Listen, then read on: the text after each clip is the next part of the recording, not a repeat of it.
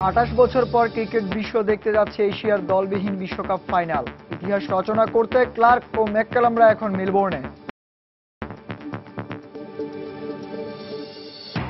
বিশ্বকাপ থেকে বাদ পড়ায় ক্ষোভের আগুনে পুড়ছে পুরো ভারত। চিত্রনায়িকা আনুশকার সমালোচনায় মুখর সমর্থকরা।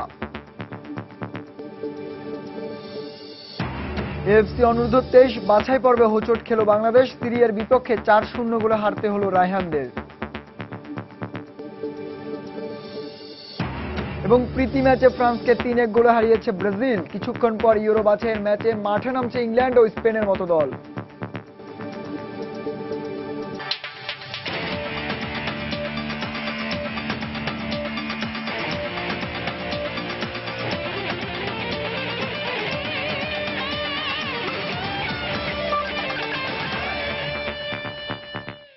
দেখছিলেন খেলার সময় শিরোনামগুলো। দেশ বিদেশের খেলাধুলার সব খবর ও বিশ্বকাপের নানা খবর নিয়ে সাজানো আমাদের এই নিয়মিত আয়োজন। আর এই আয়োজনে আপনাদের সঙ্গে আছি আমি শান্ত বিশ্বাস। এছাড়া আমাদের ভার্চুয়াল স্টুডিওতে আছেন সহকর্মী সজল মিত্র রিচার্ড। অসংখ্য ধন্যবাদ। আপনি যেভাবে করে অতিথির সাথে আজকে বিশ্বকাপ নিয়ে অবশ্য আলোচনা করবেন, সেই বিশ্বকাপের কিছু পরিসংখ্যানও আমি আপনার মাধ্যমে দর্শকদের জানিয়ে দেওয়ার চেষ্টা করব আমার কাছে যেসব পরিসংখ্যান থাকবে সেগুলোর মাধ্যমে। শান্ত, ঠিক আছে, আমরা অপেক্ষায় থাকলাম। সেই সঙ্গে আজকের বিশ্বকাপের নিয়ে খুঁটিনাটি নানা বিষয় আলোচনা করতে আমাদের স্টুডিওতে উপস্থিত আছেন বাংলাদেশ জাতীয় ক্রিকেট দলের সাবেক অধিনায়ক হাবিবুল বাশার সুমন। সুমন ভাই, আপনাকে স্বাগত আমাদের স্টুডিওতে। Thank you.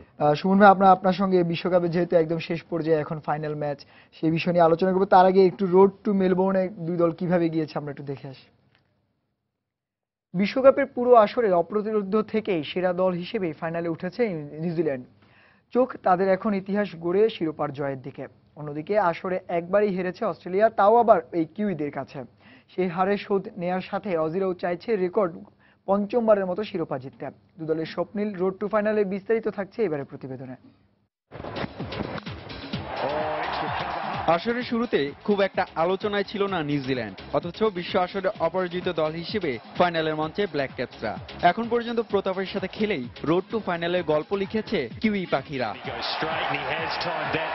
উদ্বোধনী ম্যাচে লঙ্কানদের বিপক্ষে 98 রানের জয় দিয়ে শুরু বিশ্বকাপ মিশন। স্কটল্যান্ডের বিপক্ষে 3 উইকেটের জয়, আর ওয়েলিংটনে ইংলিশদের পাত্তাই দেয়নি তারা, জিতেছিল 8 উইকেটে। পরের ম্যাচটি ছিল অজিদের বিপক্ষে রোমাঞ্চ আর রুদ্ধশ্বাসের। সেই সহজ ম্যাচ কঠিন করে নাটকীয়ভাবে কিউইরা জিতেছিল 1 উইকেটে। এরপর আফগানিস্তানের বিপক্ষে ফেভারিট হয়ে জিতলেও গ্রুপ পর্বের শেষ ম্যাচে কিন্তু কিউইদের অনেক কষ্ট করতে হয়েছে বাংলাদেশের বিপক্ষে জয় পেতে। গ্রুপ পর্বে টানা জয়ে কোয়ার্টার ফাইনালে ক্যারিবীয়দের বিপক্ষে ফেভারিট হিসেবেই ম্যাচ জিতে 143 রানের বিশাল ব্যবধানে পরে ওঠে সেমির মঞ্চে, যেখানে ইতিহাসে 6 বার উঠে বারবারই বিদায় নিতে হয়েছে বাজে অভিজ্ঞতা নিয়ে। কিন্তু লাকি 7 সেমিতে এসে সেই ইতিহাস উল্টে দিয়ে পটিয়াদের কাদায় তারা।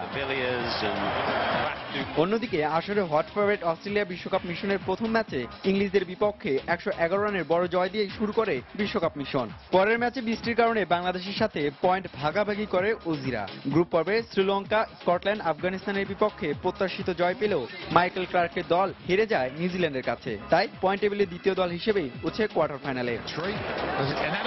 পাকিস্তানের বিপক্ষে কোয়ার্টারে 6 উইকেটে জয় পাওয়ার পর সিডনিতে ক্রিকেটীয় আর প্রশাসনিক প্রভাবশালী ভারতের বিপক্ষে দারুণ এক জয় তুলে নিয়ে সপ্তমবারের মতো ফাইনালে জায়গা করে নেয় টিম অস্ট্রেলিয়া।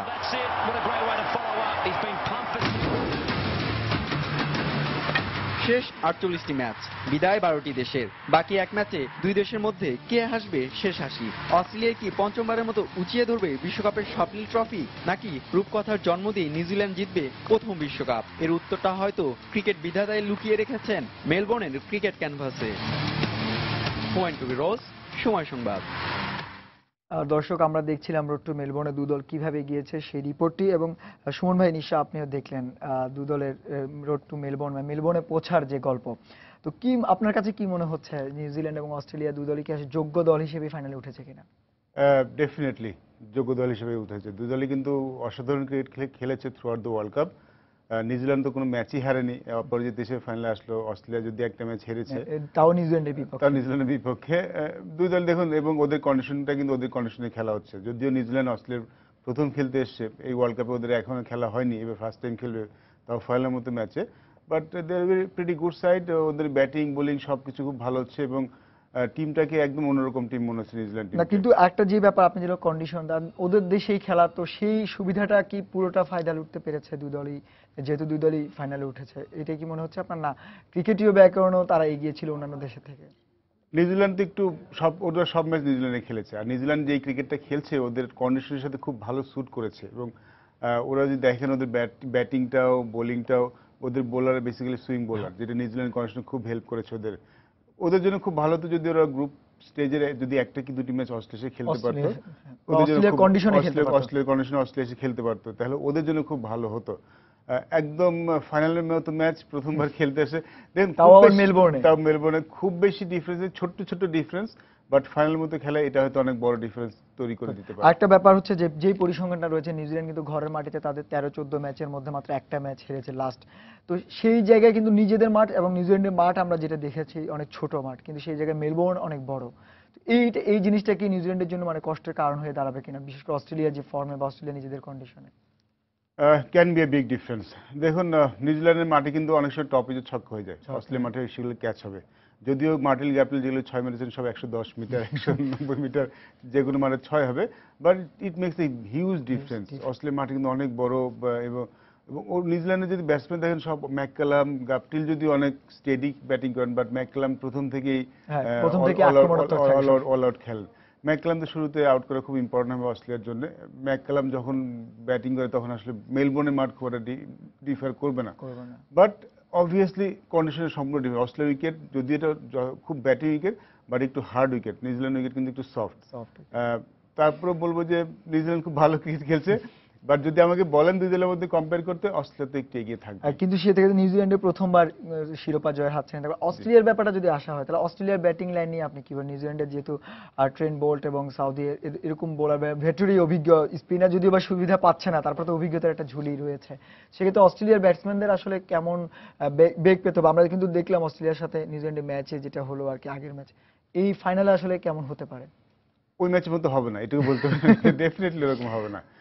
দেখুন অস্ট্রেলিয়া ব্যাটিং লাইন আপ এখনো মনে হয় ওদের সেরাটা আমরা দেখতে পাইনি। ডেভিড ওয়ার্নার একটা ম্যাচ রান করেছেন। আপনি বলছেন এখনো অস্ট্রেলিয়ার ব্যাটিং লাইন আপ সেরা? আমাদের টপ ব্যাটসম্যান কিন্তু এখনো এরকম বেস্ট ব্যাটিং করেনি।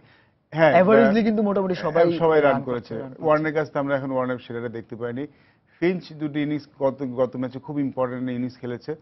একমাত্র স্মিথ কিন্তু মানে খেলছে ব্যাটসম্যানদের মধ্যে। মাইকেল ক্লার্কের বেস্ট ব্যাটিং আমরা এখনো দেখিনি। ম্যাক্সওয়েল খুব ভালো ব্যাটিং করেছে। অস্ট্রেলিয়া কিন্তু অনেক লম্বা ব্যাটিং লাইন আপ। ম্যাক্সওয়েলের পরে ওয়াটসন আছে, তারপর হেডিন আছে, Faulkner can bat, Johnson can bat, হ্যাঁ, এবং সবার স্ট্রাইক রেট কিন্তু অনেক বেশি। আর এই কন্ডিশনটা কিন্তু অনেক ব্যাটিং কন্ডিশন, অনেক ভালো কন্ডিশন, এবং অস্ট্রেলিয়া কিন্তু মেলবোর্নে হারে খুব কম। যদিও নিউজিল্যান্ডে যদিও খুব হারানো বিশ্বকাপ ফাইনাল, আসলে বিশ্বকাপ ফাইনাল, আর বিশ্বকাপ ফাইনালে কিন্তু একটা জিনিস অনেক বড় ব্যবধান করেছে, সেটা হলো চাপটা কি কত ভালোভাবে সামলাতে পারবে, স্নায়ু চাপটা কে নিতে। এবং সুমন ভাই, আমরা আপনার সাথে কথা বলার আগে রিচার্ড যেমন আমাদেরকে বলেছিল তার কাছে কিছু পরিসংখ্যান আছে, আমরা একটু রিচার্ডের কাছ থেকে পরিসংখ্যানগুলো জেনে নিই। রিচার্ড, আপনার কাছে আসলে কি কি পরিসংখ্যান আছে যেগুলো এই ম্যাচের বা বিশ্বকাপের আমাদের জন্য কাজে লাগতে পারে? অবশ্যই শান্ত, আমার কাছে কিছু পরিসংখ্যান আছে যেগুলো আমি আসলে পুরো বিশ্বকাপকে নিয়েই আসলে একটু আমরা তাকিয়ে দেখতে চাই যে এই বিশ্বকাপে আসলে কে কিরকম পারফরমেন্স করেছে, যেহেতু বিশ্বকাপটা একেবারে শেষের দ্বার প্রান্তে চলে এসেছে। তাই তো আপনার মাধ্যমে দর্শকদেরকে সেই পরিসংখ্যানগুলো একটু জানাতে যাচ্ছি। প্রথমে যদি আসি যে এই বিশ্বকাপে সর্বোচ্চ রান সংগ্রাহকের তালিকায় শীর্ষ 5-এ কারা আছেন সেটি দেখানোর জন্য, এবং আপনি দেখতেই পাচ্ছেন যে আসলে আমার বাম দিকে যে স্কোর কার্ডটি দেখা যাচ্ছে সেখানে কিন্তু শীর্ষ রান সংগ্রাহকের তালিকায় আমরা দেখতে পাচ্ছি কুমার সাঙ্গাকারাকে, যিনি কিনা 541 রান সংগ্রহ করেছেন 7 ম্যাচ খেলে। এরপরে আছেন মার্টিন গাপটিল, নিউজিল্যান্ডের, তিনি 8 ম্যাচ খেলে 532 রান সংগ্রহ করেছেন, অর্থাৎ তার মাত্র আর 10টি রান প্রয়োজন সর্বোচ্চ রান সংগ্রহের তালিকায় শীর্ষস্থান দখল করতে। এছাড়া আছেন এবি ডিভিলিয়ার্স, 8 ম্যাচে সংগ্রহ করেছেন 482 রান। এরপরে আছেন ব্রেন্ডন টেইলর জিম্বাবুয়ের, তিনি 6 ম্যাচে 433 রান সংগ্রহ করেছেন। এবং এরপরে পঞ্চম স্থানে যিনি আছেন তিনি হচ্ছেন শিখর ধাওয়ান, তিনি 8 ম্যাচে 412 রান সংগ্রহ করেছেন। এরপরে যদি আমরা আসি আসলে সর্বোচ্চ সর্বোচ্চ উইকেট শিকারী তালিকায় কারা কারা আছেন সেটি তাহলে এই যে আপনারা দেখতে পাচ্ছেন। ট্রেন বোল্টের কথা সবার আগে বলতে হচ্ছে, যিনি কিনা 8 ম্যাচে এখন পর্যন্ত উইকেট শিকার করেছেন 21টি। তারপরে মিচেল স্টার্ক আছেন অস্ট্রেলিয়ার ফাস্ট বোলার, তিনি সংগ্রহ করেছেন 7 ম্যাচে 20টি উইকেট। এছাড়া আছেন উমেশ যাদব ভারতীয় বোলার, যিনি কিনা অলরেডি ভারত ইতিমধ্যে টুর্নামেন্ট থেকে বিদায় নিয়েছে। তারপরে তিনি 18টি উইকেট শিকার করেছেন 8 ম্যাচ খেলে। মোহাম্মদ সামি আছেন, তিনি 7 ম্যাচ খেলে 17টি উইকেট শিকার করেছেন। এছাড়া আছেন হচ্ছে গিয়ে মোর্নে মর্কেল, তিনি হচ্ছে গিয়ে দক্ষিণ আফ্রিকান বোলার এবং তিনি 8 ম্যাচ খেলে সংগ্রহ করেছিলেন 17টি উইকেট। তো শীর্ষ বোলারের তালিকায় উইকেট সংগ্রাহকের যা দিক থেকে তারা কিন্তু এই 5 জনই ছিলেন শীর্ষ বোলারের তালিকায়। এরপরে যদি আমরা ব্যক্তিগত স্কোর কার্ডের দিকে তাকাই তাহলে কি দেখতে পারবো? আমরা দেখতে পেয়েছি যে এই বিশ্বকাপে দুটি ডাবল সেঞ্চুরি হয়েছে, যার মধ্যে মার্টিন গাপটিল 237 রান করে সবার উপরে স্থান করে নিয়েছেন। যদিও তার স্কোর যে মাঠটিতে করেছিলেন সেই মাঠটি কিন্তু অনেকটা ছোট ছিল। পাশাপাশি 215 রান করেছেন ক্রিস গেইল ওয়েস্ট ইন্ডিজের। আপনারা নিশ্চয়ই জানেন যে ওয়েস্ট ইন্ডিজ কতটা বিধ্বংসী ব্যাটসম্যান, তিনি প্রমাণ রেখেছেন এই বিশ্বকাপে। শুধু এই বিশ্বকাপে নয়, বিশ্বকাপ ইতিহাসে প্রথম ডাবল সেঞ্চুরি করে। এরপরে আছেন ডেভিড ওয়ার্নার, তিনি 178 রান করেছিলেন আফগানিস্তানের বিপক্ষে, সেটিও আপনারা দেখতে পাচ্ছেন। এরপরে আছেন এবি ডিভিলিয়ার্স, 162 রানের একটি দুর্ধর্ষ ইনিংস তিনি খেলেছিলেন অপরাজিত। এছাড়া আছেন তিলকারত্নে দিলশান, বাংলাদেশের বিপক্ষে তিনি কিন্তু 161 রানের ইনিংস খেলেছেন, এটিও কিন্তু একটি অপরাজিত ইনিংস। তো শান্ত, এখানে আমি জানালাম ব্যক্তিগত ইনিংসের তালিকাটা। এরপরে যদি আমি জানাতে চাই আসলে সর্বোচ্চ উইকেট শিকারী ইনিংস আসলে কাদের ছিল সেই শীর্ষ 5-এর তালিকাটা, তাহলে আমরা যেটি দেখতে পাচ্ছি, আপনি দেখতেই পাচ্ছেন, টিম সাউদি তিনি 7 উইকেট শিকার করেছিলেন একটি ইনিংসে 9 ওভার বোলিং করে ইংল্যান্ডের বিপক্ষে, নিউজিল্যান্ডের বোলার। এরপরে আছেন মিচেল স্টার্ক, তিনি অস্ট্রেলিয়ার বোলার, নিউজিল্যান্ডের বিপক্ষে তিনি 6টি উইকেট শিকার করেছিলেন মাত্র 28 রান দিয়ে। এরপর ট্রেন বোল্ট, তিনি অস্ট্রেলিয়ার বিপক্ষে শিকার করেছিলেন 5টি উইকেট 27 রান দিয়ে। শন মার্শ আছেন, তিনি ইংল্যান্ডের বিরুদ্ধে আসলে 5টি উইকেট শিকার করেছিলেন 33 রান দিয়ে। ইমরান তাহির আছেন, তিনি 45 রান দিয়ে 5টি উইকেট শিকার করেছিলেন ওয়েস্ট ইন্ডিজের বিপক্ষে। তো ব্যাপারটি আসলে এরকমই যে শুধুমাত্র পেস বোলাররাই যে সাফল্য পেয়েছেন তাও কিন্তু নয়। আমরা দেখেছি ইমরান তাহিরের মতো স্পিনাররাও কিন্তু এই বিশ্বকাপে সাফল্য পেয়েছেন, যেটি বিশ্বকাপের আগে কখনোই বোঝা যায়নি যে এরকম অস্ট্রেলিয়া নিউজিল্যান্ডের মতো পেস সহায়ক উইকেটে আসলে স্পিনাররা কতটুকু সফল হবেন।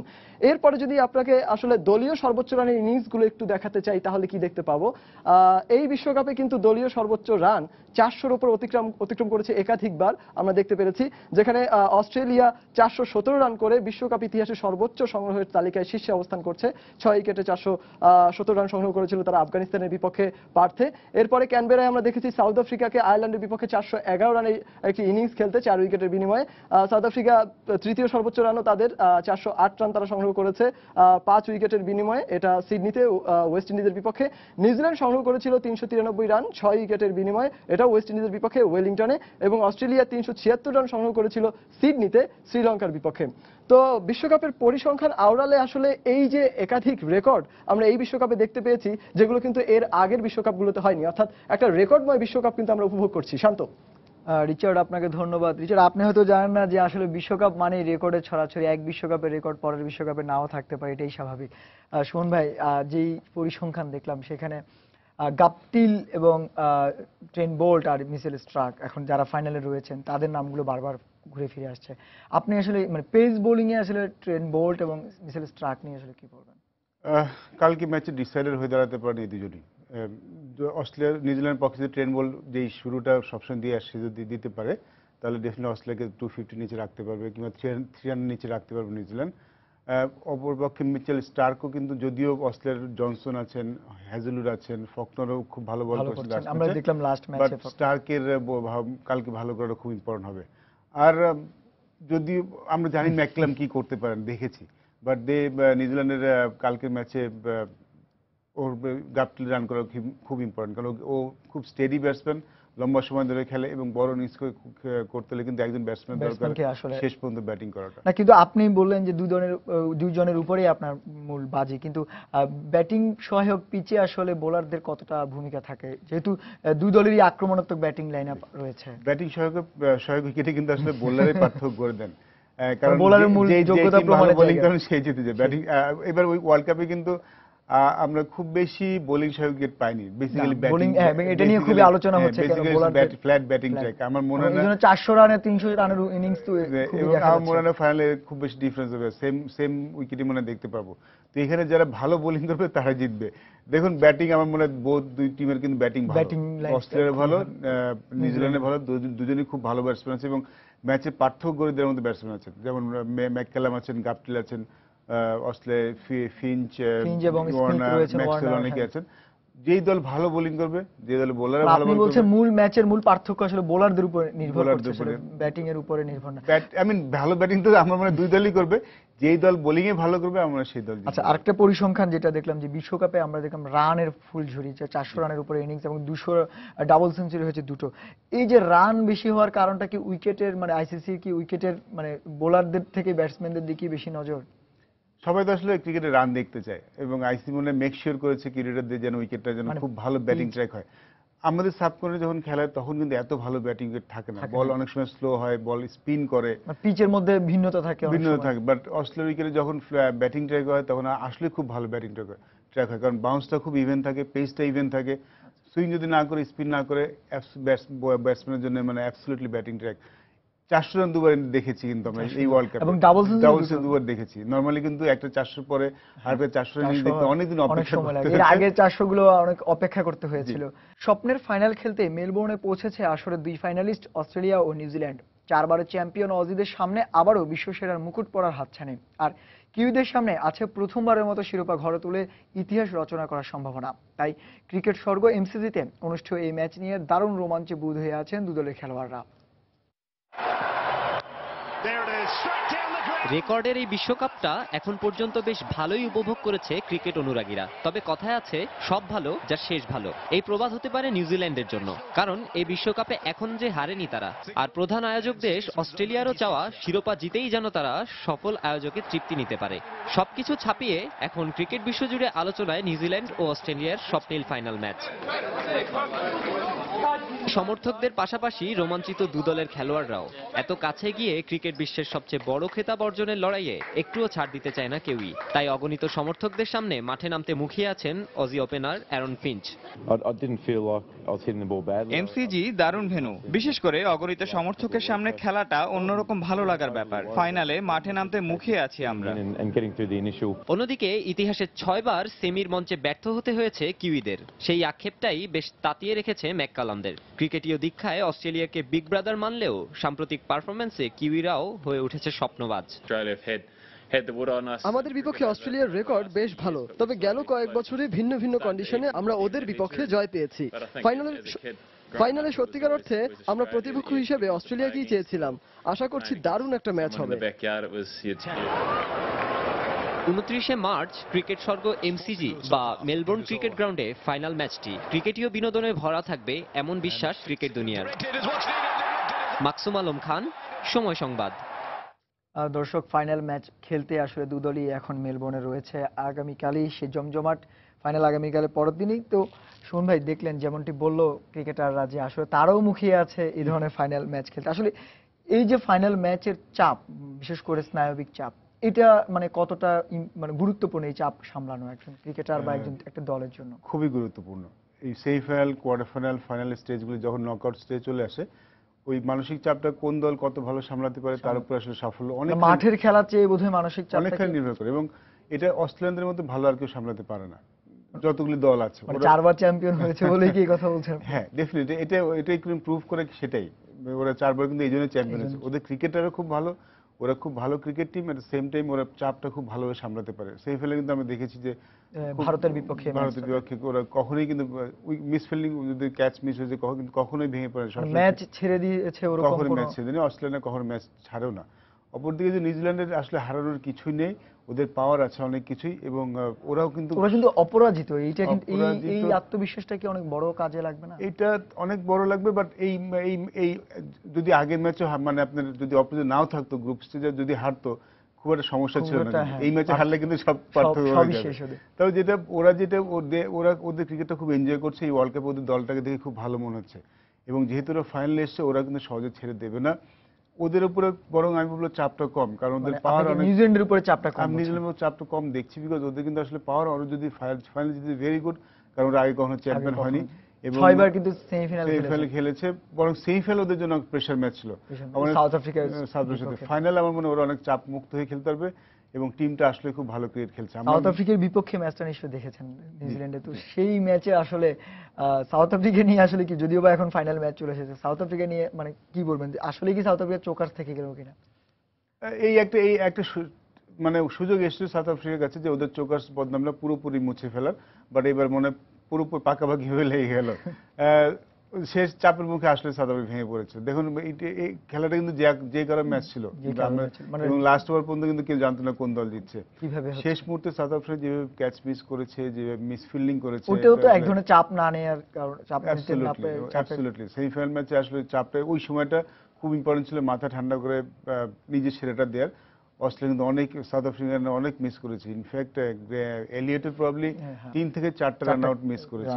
আরেকটা জিনিস হচ্ছে যে ওই হঠাৎ করে নিউজিল্যান্ড দলটা এভাবে মানে চমক জাগানো, মানে একদম নিউজিল্যান্ড কিন্তু গত বছরের আগের বছর বাংলাদেশের মতো দেশের কাছে, আপনার বাংলাদেশ আমাদের যেহেতু র্যাঙ্কিং এর পেছনে, ওরা বারবারই বলছিল র্যাঙ্কিং দিয়ে ওরা শক্তির বিচার করছিল, তো সেক্ষেত্রে র্যাঙ্কিং এর পেছনে একটা দল হোয়াইট ওয়াশ করেছে, তো সেই নিউজিল্যান্ড বিশ্বকাপে এসে এইভাবে চমক দেখালো, সেই জায়গাটা আসলে আপনি? ওরা আসলে ইনফ্যাক্ট আমাদের সাথে যখন হেরে গেল তারপর থেকে দলটা আস্তে আস্তে ঘুরে দাঁড়িয়েছে। ভিক্টোরি বিশেষ করে তাদের হোম কন্ডিশনে কিছু হোম কন্ডিশনে বিশ্বকাপের আগে তারা সবসময় ভালো দল। আমরা এই ওয়ার্ল্ড কাপের আগে ওরা একটা সিরিজ খেলেছে পাকিস্তানের, সেখানে ওরা খুব ভালো ক্রিকেট খেলেছে। কিছু নতুন খেলোয়াড় এসেছেন, খুব এক্সাইটিং প্লেয়ার লাইক ট্রেন বলতে ছিলই, ম্যাট হেনরি, কিছু জেনুইন ফাস্ট বোলার এসেছেন, টিম সাউদি এবং ম্যাককালাম অসাধারণ ক্যাপ্টেন্সি করছে। আর শেষ বয়সে এসে ম্যাককালাম আর ভেট্টরি ফিয়ার সেটা আসলে ওদের দলটাকে সম্পূর্ণ চেঞ্জ করে দিয়েছে, বিশেষ করে বোলিং এ খুব ব্যালেন্সড একটা দল হিসেবে তৈরি হয়েছে। তার মানে হচ্ছে নিউজিল্যান্ড মানে অভিজ্ঞতা এবং তারুণ্যের মিশেলে একটা দল গড়ার কারণে এই অবস্থা। শুনবে আমরা একটু কথা বলবো, আমাদের আবারও ভার্চুয়াল স্টুডিওতে রয়েছে আরো কিছু পরিসংখ্যান, আমরা সেই পরিসংখ্যান। রিচার্ড, আগে তো আপনি আসলে জানিয়েছিলেন বিশ্বকাপের নানা পরিসংখ্যান, এবার কি কি পরিসংখ্যান রেখেছেন আপনি? শান্ত, আসলে এইবার আপনারা যে বিষয়ে কথা বলছিলেন, আসলে সুমন ভাই যেটি বলছিলেন, আপনিও যেমনটি বলছিলেন, আসলে অস্ট্রেলিয়া এবং নিউজিল্যান্ডের মধ্যকার এই ম্যাচটি ঘিরে অনেক তথ্য কিংবা অনেক আলোচনা, টুকিটাকি বিশ্লেষণ, আমি সেই জাতীয় কিছু পরিসংখ্যান নিয়ে অপেক্ষা করছিলাম দর্শকদেরকে আপনার মাধ্যমে জানিয়ে দেওয়ার জন্য। যেমনটি করে প্রথমে যদি জানতে চাই, এই দু দলের ক্ষেত্রে অস্ট্রেলিয়ার ব্যাটসম্যানদের তালিকায় কারা কারা আসলে সর্বোচ্চ রান সংগ্রাহকের তালিকায় আছেন তাদের নামগুলো, তাহলে আপনি দেখতেই পাচ্ছেন আসলে অস্ট্রেলিয়ার সর্বোচ্চ রান সংগ্রাহকের তালিকাটা। প্রথমেই আছেন গিয়ে স্মিথ, যিনি কিনা সম্ভাবনাময় ব্যাটসম্যান অস্ট্রেলিয়া দলের, স্টিভ স্মিথ। তিনি 7 ম্যাচ খেলে সংগ্রহ করেছেন 346 রান, অস্ট্রেলিয়ার পক্ষে এই বিশ্বকাপে এখন পর্যন্ত সর্বোচ্চ সংগ্রাহক। এরপরে আছেন গ্লেন ম্যাক্সওয়েল, তিনি 7 ম্যাচে 324টি রান সংগ্রহ করেছেন, যার হাইয়েস্ট স্কোর হচ্ছে 102 এবং তিনি কিন্তু এই বিশ্বকাপই প্রথম তার সেঞ্চুরি দেখা পেয়েছিলেন। এরপরে আছেন ডেভিড ওয়ার্নার, তিনি 178 রান সর্বোচ্চ স্কোর করেছিলেন, তার টোটাল রান হচ্ছে গিয়ে 300 এবং 7 ম্যাচ খেলে তিনি এই রান সংগ্রহ করেছেন। এরপরে আছেন অ্যারন ফিঞ্চ, তিনি 7 ম্যাচ খেলে 280 রান সংগ্রহ করেছেন, 135 তার সর্বোচ্চ। এবং একদম পঞ্চম স্থানে যিনি রয়েছেন তিনি হচ্ছেন শেন ওয়াটসন, অলরাউন্ডার, 6 ম্যাচ খেলে তিনি 206টি রান সংগ্রহ করেছেন, যার হাইয়েস্ট স্কোর হচ্ছে 67। এরপরে যদি আপনাকে দেখাতে চাই আসলে এই বিশ্বকাপে অস্ট্রেলিয়ার বোলারদের পারফরমেন্স, তাহলে আমরা কি দেখাতে পারবো? আপনারা আসলে একটু চাইলে দেখতে পারবেন যে অস্ট্রেলিয়ার যারা বোলার আছেন তাদের ভিতরে কিন্তু মিচেল স্টার্ক, তিনি কিন্তু আসলে সর্বোচ্চ উইকেট শিকারী হয়ে রয়েছেন, তিনি 7 ম্যাচে 20টি উইকেট শিকার করেছেন। এরপরে আছেন গিয়ে জনসন, তিনি 7 ম্যাচে 12টি উইকেট শিকার করেছেন, 296টি রান দিয়েছেন। এরপরে আছেন গিয়ে জস হ্যাজেলউড, তিনি 4 ম্যাচে 7টি উইকেট শিকার করেছেন এবং 146 রান দিয়েছেন। এরপরে আছেন জেমস ফকনার, তিনি 5 ম্যাচে 161 রান দিয়ে 7টি উইকেট শিকার করেছেন এবং শন মার্শ, তিনি 3টি ম্যাচ খেলেছেন, 69টি রান দিয়েছেন এবং 5টি উইকেট শিকার করেছেন। এরপরে যদি আমরা আসলে নিউজিল্যান্ডের ব্যাটসম্যানের তালিকাটা একটু দেখতে চাই, তাহলে কি দেখতে পারবো যে এই বিশ্বকাপে আসলে নিউজিল্যান্ডের ব্যাটসম্যানরা কিরকম পারফরমেন্স করেছেন। নিউজিল্যান্ডের পারফরমেন্সের তালিকায় আমরা দেখতে পাচ্ছি যে মার্টিন গাফিল, তিনি কিনা সবার উপরে রয়েছেন, তিনি সংগ্রহ করেছেন 8 ম্যাচ খেলে 532 রান। এরপরে আছেন ব্রেন্ডন ম্যাককালাম, 8 ম্যাচ খেলে তিনি 328 রান সংগ্রহ করেছেন। অলরাউন্ডার অ্যান্ডারসন আছেন, তিনি সংগ্রহ করেছেন 8 ম্যাচ খেলে 231 রান।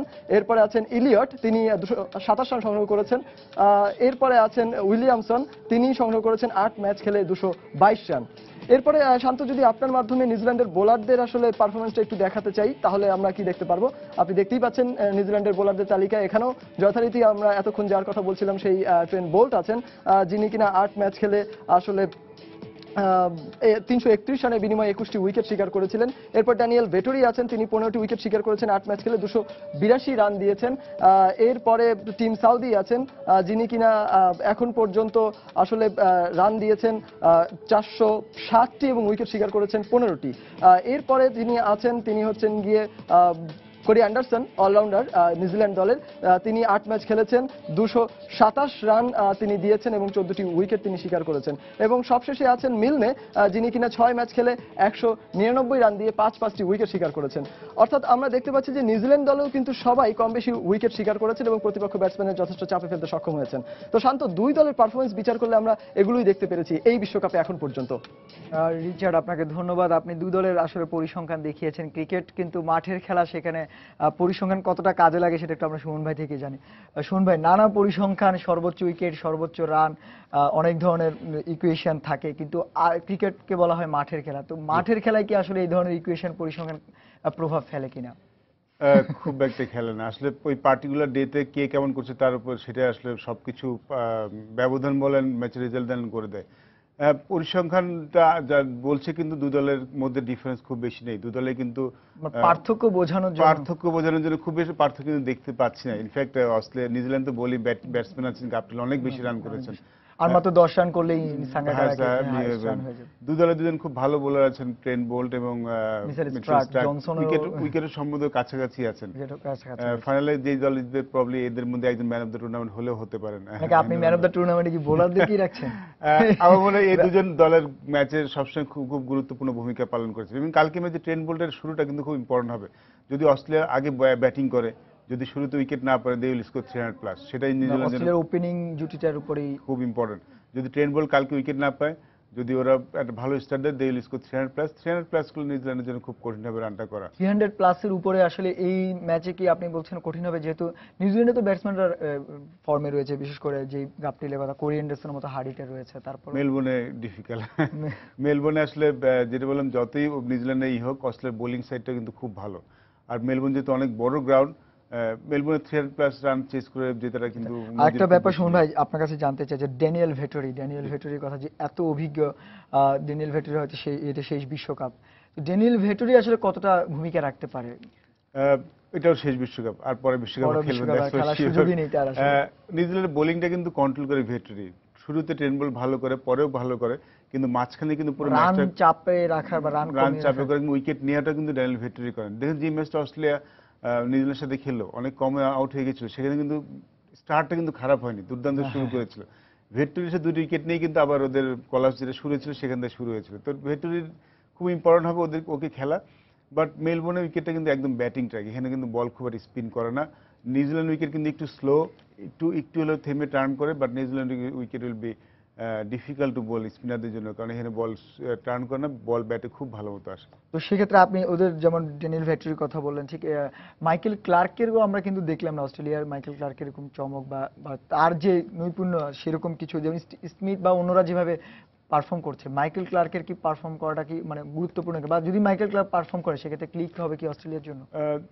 যদি দরকার হয়, মাইকেল ক্লার্ক খুব দরকার হচ্ছে না আসলে। গত ম্যাচে যখন নেমেছে তখন আসলে খুব বেশি ওভার বাকি ছিল না। কিন্তু আপনি বলেন শুরুতে ট্রেন্ট বোল্ট যদি ভালো করে, সেক্ষেত্রে তো দায়িত্ব সব ক্লার্কের উপরেই আসবে। 3 আর 4 এর উপরে অনেক মানে মিডল অর্ডারের উপরেই মূলত।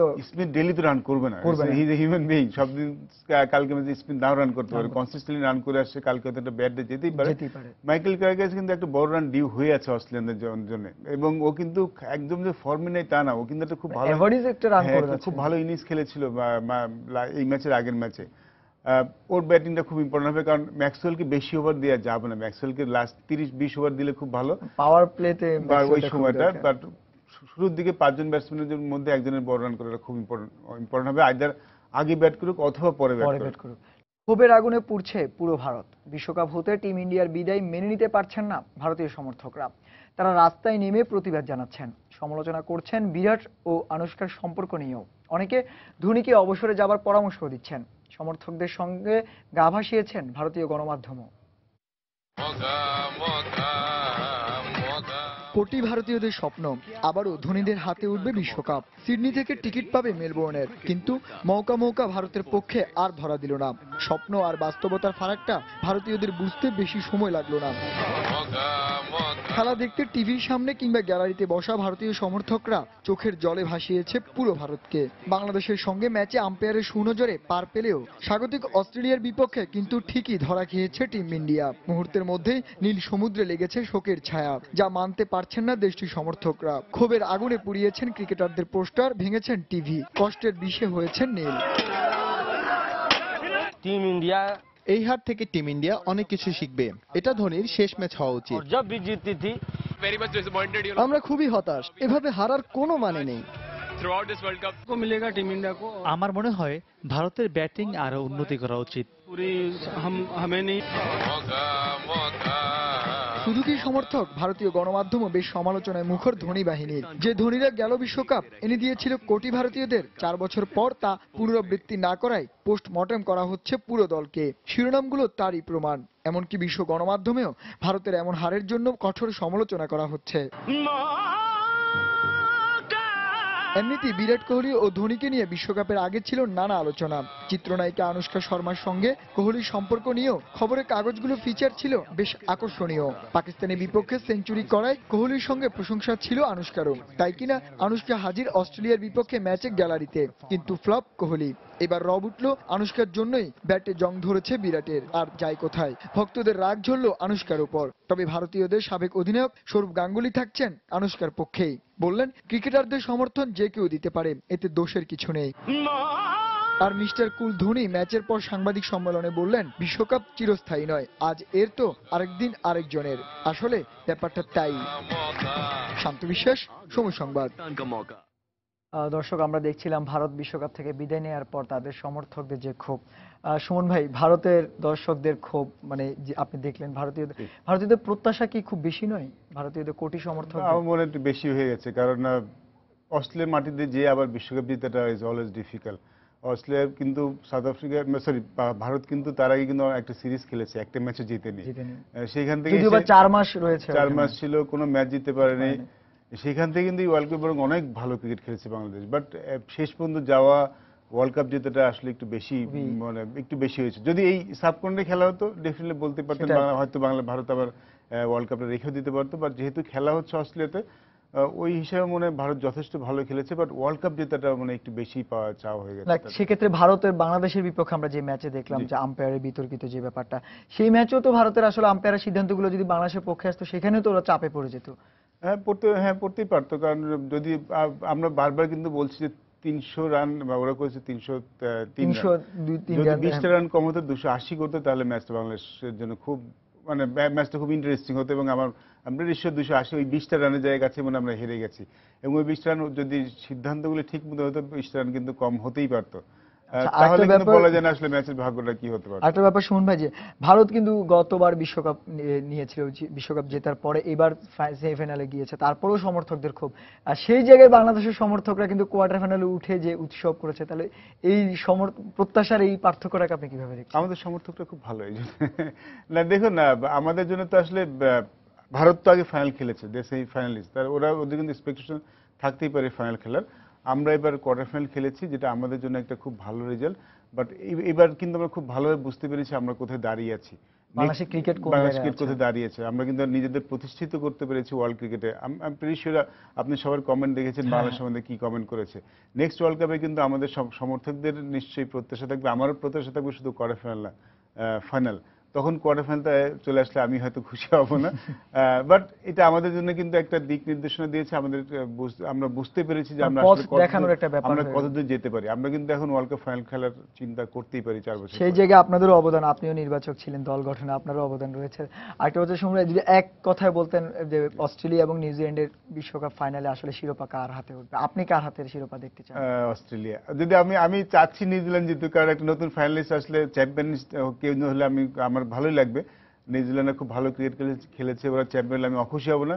বাট ডিফিকাল্ট, অস্ট্রেলিয়ার সম্ভাবনা আসলে একটু বেশি নিউজিল্যান্ড থেকে। আচ্ছা, দেখা যাক কি হয়, খেলার মাঠে প্রমাণ হবে। ধন্যবাদ সুমন ভাই আমাদেরকে স্টুডিওতে আসার সময় দেওয়ার জন্য। ধন্যবাদ আপনাকে। দর্শক, আমরা কথা বলছিলাম বাংলাদেশের সাবেক জাতীয় দলের ক্রিকেটের অধিনায়ক সুমন ভাইয়ের সঙ্গে, এবং যেমনটি বলছেন আসলে অস্ট্রেলিয়া নিউজিল্যান্ডের এই ফাইনালে অস্ট্রেলিয়ার দিকেই পাল্লা ভারী। তবে দেখা যাক মাঠের খেলা কি হয়। এবার এএফসি অনূর্ধ্ব 23 ফুটবল বাছাই পর্বের খবর।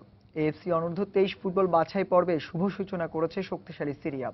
গ্রুপ পর্বে নিজেদের প্রথম ম্যাচে স্বাগতিক বাংলাদেশকে 4-0 গোলে হারিয়েছে মধ্যপ্রাচ্যের এই দেশটি। অন্যদিকে দিনের অপর ম্যাচে ভারতের বিপক্ষে 2-0 গোলে জয় পেয়েছে উজবেকিস্তান। দুটি ম্যাচই অনুষ্ঠিত হয়েছে বঙ্গবন্ধু স্টেডিয়ামে। ফুটবল শৈলী, শারীরিক সক্ষমতা সহ অনেক দিক থেকেই এএফসি অনূর্ধ্ব 23 ফুটবল বাছাই পর্বের ই গ্রুপের অন্যতম শক্তিশালী দল সিরিয়া। বিষয়গুলোকে মাথায় রেখেই এই দলটির বিপক্ষে রক্ষণাত্মক ফুটবল খেলার পরিকল্পনা নিয়ে মাঠে নেমেছিল ক্রিপ শিষ্যরা। কিন্তু অতিথি এই দলটির দৃষ্টিনন্দন ফুটবলের কাছে এদিন মুখ থুবড়ে পড়ে স্বাগতিকদের সকল পরিকল্পনা। শুরু থেকে আক্রমণাত্মক ফুটবল খেলতে থাকা সিরিয়া এদিন বেশি সময় নেয়নি স্বাগতিকদের গোলমুখ খুলতে। ম্যাচের মাত্র 5 মিনিটেই ফ্রি কিক থেকে গোল করে দলকে এগিয়ে দেন মিডফিল্ডার ওমর খারবানি। প্রথম গোলের রেশ কাটতে না কাটতে আবারও বাংলাদেশ সমর্থকদের হতাশায় ডোবান এমরো জেনিয়াত। ম্যাচের 14 মিনিটে এই সিরিয়ান মিডফিল্ডারের হেড গোলে 2-0 পিছিয়ে পড়ে রায়হানরা। প্রথমার্ধের অতিরিক্ত সময়ে বাংলাদেশের ডিফেন্ডার নাহিদ নিজেদের ডি বক্সে হাত দিয়ে বল থামালে পেনাল্টি পায় অতিথিরা। সেখান থেকে গোল করে দলকে 3-0 লিড এনে দেন প্রথম গোলের নায়ক ওমর খারবানি। ম্যাচের দ্বিতীয়ার্ধেও আরও গোছানো ফুটবল খেলতে থাকে সিরিয়া, যার সামনে অসহায়ী হয়ে পড়ে বাংলাদেশের যুবারা। যদিও ম্যাচের 62 মিনিটে ব্যবধান কমানোর সুযোগ পেয়েছিলেন ওয়াহেদ, কিন্তু ডি বক্সের ভেতর থেকে নেওয়া তার কিকটি লক্ষ্যভ্রষ্ট হলে সে সুযোগও নষ্ট হয় স্বাগতিকদের। ম্যাচের 80 মিনিটে বদলি খেলোয়াড় মাহমুদ আল মাওয়াজ সিরিয়ার হয়ে আরও একটি গোল করলে 4-0 এগিয়ে যায় আল ফাকিদের শিষ্যরা। খেলার বাকি সময় আর কোনো গোল না হলে 4-0 ব্যবধানের বড় জয় নিয়ে মাঠ ছাড়ে সিরিয়া। এস এম ইকবাল, সময় সংবাদ, ঢাকা। আন্তর্জাতিক প্রীতি ম্যাচের খবর। শেষ পর্যন্ত ফ্রান্সের মাটিতে প্রতিশোধ তুলে নিল দুঙ্গার ব্রাজিল। প্যারিসের স্তাদিও দি ফ্রান্সে শুরুতে পিছিয়ে পড়ল স্বাগতিকদের 3-1 গোলে হারিয়ে সহজ জয় তুলে নেয় সেলেসাওরা। এদিকে আরেক ম্যাচে চিলিকে 2-0 গোলে হারিয়েছে ইরান। ম্যাচ শুরুর আগে ফ্রান্সের আল্পস পর্বতমালায় বিমান দুর্ঘটনায় নিহত 150 জন আরোহীর প্রতি শ্রদ্ধা জানিয়ে মাঠে 1 মিনিট নীরবতা পালন করে দুদলের ফুটবলাররা। এরপরই শুরু হয় দুদলের প্রতিদ্বন্দ্বিতাপূর্ণ লড়াই, যে লড়াইয়ে ম্যাচের 21 মিনিটে এগিয়ে যায় France. Real Madrid defender Varane lead আনেন স্বাগতিকদের হয়ে। এরপর 40 মিনিটে ব্রাজিলের হয়ে ম্যাচে সমতা ফেরান অস্কার। বিরতির পর ফিরে অবশ্য নিজেদের আক্রমণ। ইউরো চ্যাম্পিয়নশিপ 2016 ফুটবলের খবর। ইউরো চ্যাম্পিয়নশিপ 2016 গ্রুপ পর্বের বাছাই পর্বের ম্যাচে ইউক্রেনের মুখোমুখি হতে যাচ্ছে সাবেক বিশ্ব চ্যাম্পিয়ন দল স্পেন। এদিকে আরেক ম্যাচে গ্রুপ ইতে লিথুনিয়ার বিপক্ষে মাঠে নামবে ইংল্যান্ড। দুটি ম্যাচই শুরু হবে আজ রাত 2:45-টায়। সেভিয়ার স্তাদিও রামন সানচেজ মাঠে ইউক্রেনের বিপক্ষে আত্মবিশ্বাসে ভরপুর হয়ে মাঠে নামতে যাচ্ছে 2010 সালের বিশ্ব চ্যাম্পিয়ন দল স্পেন। কেননা এর আগে ইউক্রেনের বিপক্ষে 2 ম্যাচের 2টিতেই জয় পেয়েছিল স্প্যানিশরা। যদিও কোচ ভিসেন্তে দেল বস্কের কপালে চিন্তার ভাঁজ হয়ে দাঁড়িয়েছে চেলসি তারকা দিয়েগো কস্তার ইনজুরি, তবে তা নিয়ে অবশ্য আগে থেকে পরিকল্পনা করে রেখেছেন স্পেন বস ভিসেন্তে দেল বস্ক। কস্তার পরিবর্তে ফরওয়ার্ডের দায়িত্বটা হয়তো এদিন পালন করতে পারেন আলভারো মোরাতা। এছাড়া আরেক ফরওয়ার্ড হিসেবে দলে রাখা হয়েছে হুয়ানমি হিমেনেস ও মিডফিল্ডার হিসেবে মাঠে নামানো হতে পারে ভিতোলো মেশিনকে। এদিকে ইউক্রেনও আছে দারুণ ফর্মে।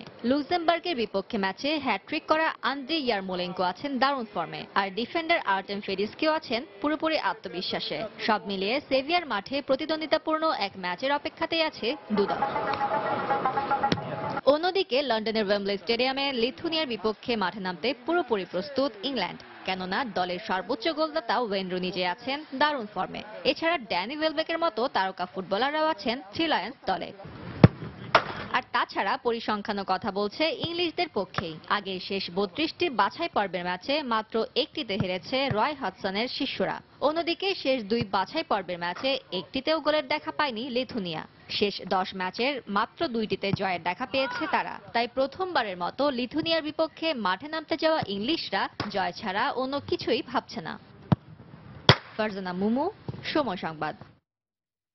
দর্শক, এই ছিল খেলার সময়ের এখনকার আয়োজন। যে কোনো খবর পেতে ভিজিট করুন সময়নিউজ.tv। যে কোনো বাংলা লিংক রবিও সিরিজের নম্বর থেকে সময় সংবাদের খবর অনুষ্ঠান সম্পর্কে জানতে এবং যে কোনো তথ্য সময় সংবাদকে জানাতে ডায়াল করুন 16242 নাম্বারে। পাশাপাশি খেলার আপডেট পেতে এসএমএস করুন স্টার্ট এস লিখে পাঠিয়ে দিন 16242 নাম্বারে। আর খেলা জগতের সব খবর, সর্বশেষ খবর জানতে সঙ্গে থাকুন সময়।